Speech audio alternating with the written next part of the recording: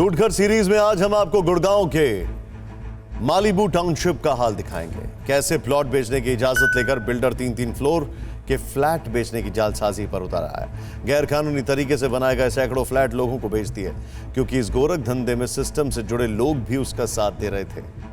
1992 में शुरू इस प्रोजेक्ट के 28 साल बीत चुके हैं। आज हालात ऐसे हैं कि 10 सालों से लोगों के मकान की रजिस्ट्री तक नहीं हुई है। टाउनशिप में बाकी सुविधाएं तो दूर, 24 घंटे बिजली और साफ पानी के लिए भी लोग तरस रहे हैं। आउट आप टाउन एंड कंट्री प्लानिंग में जाओ ना, वहां पे पता करो। ये चोरी और सिनाजोरी नहीं है तो क्या है?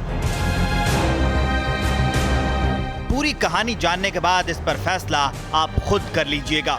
सवाल पूछने पर मीडिया को हेकड़ी दिखाने वाले इस जनाब की पहले पहचान जान लीजिए। नाम सुभाष राघव और पद डायरेक्टर मालिबू टाउनशिप गुड़गांव।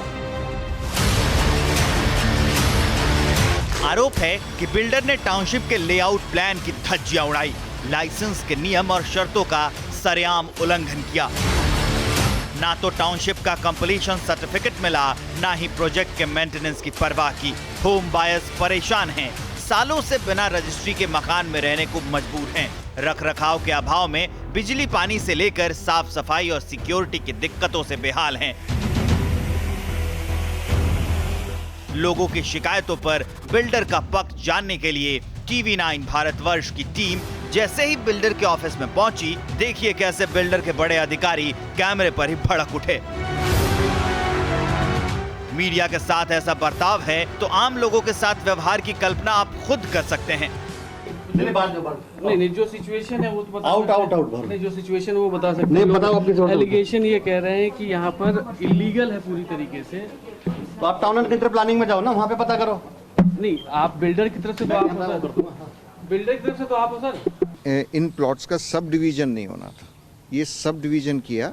ऐसे किया कि ग्राउंड फ्लोर किसी को बेचा, फर्स्ट फ्लोर किसी को, सेकंड फ्लोर किसी को, तो वो सब डिवीजन हुआ। उससे 10-10 साल रजिस्ट्रियाँ नहीं हुई, तो हमारे को कोर्ट में जाना पड़ा। 92 में इनको लाइसेंस मिला था, आज हम 2020 में खड़े हैं। लाइसेंस की कंडीशन के हिसाब से इनको 4 साल के बाद यहाँ से बाहर निकल जाना चाहिए था। सिस्टमेटिक करप्शन का ये लाइव एग्जाम्पल है। गुड़गांव के सोहना रोड पर 204 एकड़ में फैले मालिबू टाउनशिप को 1992 में लॉन्च किया गया था। बिल्डर को लाइसेंस सिर्फ प्लॉट बेचने का मिला था, लेकिन खरीदारों में कोई जोश नहीं दिखा, तो नियमों को ताक पर रखकर बिल्डर ने 3-3 फ्लोर के मकान बनाने शुरू कर दिए और साल 2000 से गैरकानूनी मकानों की धड़ल्ले से बिक्री भी होने लगी। खरीदारों को हकीकत की जानकारी मिलने में 9 साल और बीत गए। मकान की रजिस्ट्री में मुश्किलें आई तो 2009 में होम बायर्स ने कोर्ट का दरवाजा खटखटाया। आरोप है कि बिल्डर ने धोखाधड़ी टाउन प्लानिंग के अधिकारियों की शय पर की। MP शर्मा ने मेरे को खुल्लम खुल्ला बताया, प्लॉट का लाइसेंस मिला था हमें, फ्लोर बेचने का लाइसेंस हमें मिला ही नहीं था। लेकिन हमें DTCP ऑफिस ने सजेस्ट किया कि आप डेड एंड पे जाके फ्लोर बना लो, तो मैं कुछ नहीं कहेंगे, जितना एक्स्ट्रा इनकम होगा वो 50-50 कर लेना। टाउन एंड कंट्री प्लानिंग के डायरेक्टर मार्कंड पांडुरंग के खिलाफ एक आदेश पारित हुआ है, जिसमें उसकी इन्वेस्टिगेशन करने के लिए यहाँ के लोकल गुरुग्राम के कमिश्नर को कहा गया है। फिलहाल कोर्ट ने गुरुग्राम कमिश्नर को department of town and country planning के खिलाफ जांच का आदेश दिया है। लेआउट प्लान के उल्लंघन पर मालिबू बिल्डर को नोटिस दिया गया है, लेकिन टाउनशिप में रहने वालों का हाल बेहाल है। यहाँ पे फायर के अरेंजमेंट्स हैं नहीं, मेंटेनेंस आपको दिख ही रहा है, बगीचे वगैरह सब ऐसी हालत है। बारिश होती है उस टाइम पे यहाँ पे पानी भर जाता है। यहाँ पे किसी को भी आते हैं बंदूक उठा देते हैं, किसी को भी आता है कंप्लेन कर देते हैं, पुलिस को बुला लेते हैं। अभी मैं यहाँ अकेले रहती हूँ, मेरे बच्चे के साथ रहती हूँ, कोई सिक्योरिटी नहीं है। कल 2 एग्ज़ाम थे, एक था सुबह 12 से 2 के बीच में, तब लाइट पूरा टाइम था नहीं तो तब नहीं हो पाया। फिर एक मेरा था 3 से 4 बजे, तब भी पूरा टाइम लाइट नहीं था, तो उस टाइम भी काफ़ी मिस हुआ। 28 साल कोई छोटा वक्त नहीं होता। दुख की बात यह है कि अब भी मालिबू टाउनशिप में रहने वाले लोगों की मुश्किलें खत्म नहीं हुई। मामला कोर्ट में है। उम्मीद है अंधेरा जरूर छटेगा, न्याय जरूर मिलेगा, लेकिन सवाल ये है कि इंसाफ के लिए इंतजार कितना और लंबा होगा। बिल्डर और बिल्डर के गोरख धंधे में साथ देने वाले सिस्टम के लोगों को सजा कब मिलेगी?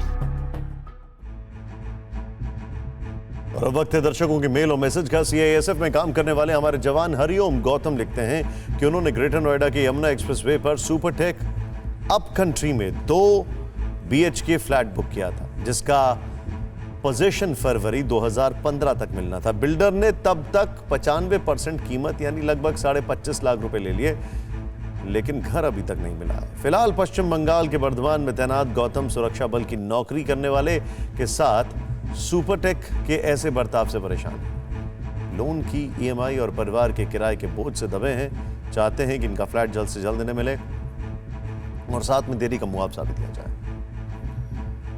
लूटघर सीरीज में कल हम आपको भोपाल के यूनी होम्स प्रोजेक्ट का हाल बताएंगे। आपको दिखाएंगे कैसे बिल्डर SBS बिल्डकॉन ने दिल्ली NCR की कंपनी के नाम से मिलता जुलता नाम रचकर प्रोजेक्ट लॉन्च किया। लोगों को mall, community hall, swimming pool, gym, school जैसी सुविधाओं का सपना दिखाया। 42 टावर वाली रिहायशी कॉलोनी बनाने का भरोसा दिया, लेकिन 10 साल बाद भी लोगों को उनका मकान हैंडओवर नहीं किया। अगर आपके साथ भी किसी बिल्डर ने धोखाधड़ी की है तो आप अपनी धोखाधड़ी की कहानी का एक वीडियो बनाइए, हमारे WhatsApp नंबर पर भेज दीजिए या फिर हमें ईमेल कर संक्षेप में ठगी घटना बताइए, ताकि सरकार की नींद खुले और जालसाज बेनकाब हो सके। क्या आप पर भी बरपा है जालसाजी का कहर? सपने टूटे आपके, न घर के न घाट के। क्या आप भी हुए हैं धोखाधड़ी के शिकार? भेजिए अपनी आप बीती lootghar@tv9.com पर। देखिए रोज रात 9:30 बजे। फिक्र आपकी,